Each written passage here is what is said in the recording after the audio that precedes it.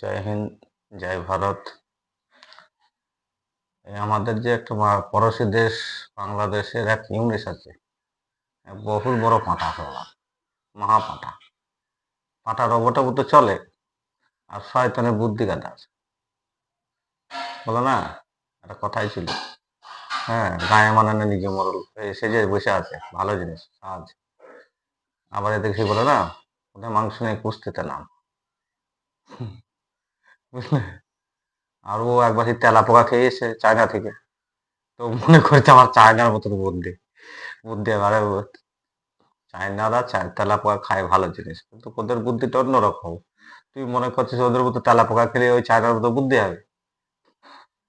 ইউনিস আবার ডাক্তারও, ডাক্তার পদবী অন্য।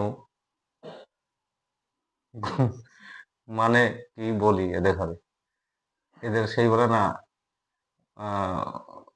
মানে পতনের দিন আসলে তখন শনি লাগে, শনি চলে যায়। আর শনি চলার সঙ্গে সঙ্গে এবার বেচারারা দেশটাই আর রাখতে পারবে কিনা তার ঠিক নেই।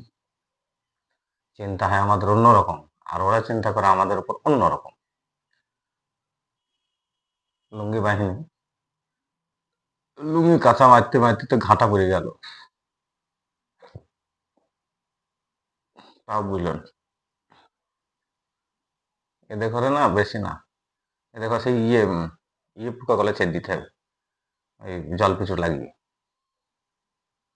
গায়ে একবার করে বসবে আর শুধু চুলকাবে, ঠিক আছে?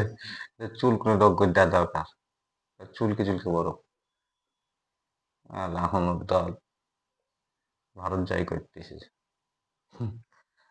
আবার শুনছে নাকি একটা জাহাজ বানিয়েছে ওরা, হুম, জাহাজ বানিয়ে আর ওই পদ্মা নদী দিয়ে পাড়ি হতে পারছে, গর্তে পড়ে গেছে। কি করবি এরা কি জানি। দেখ তোরা একটু কর, কিছু না কিছু কর।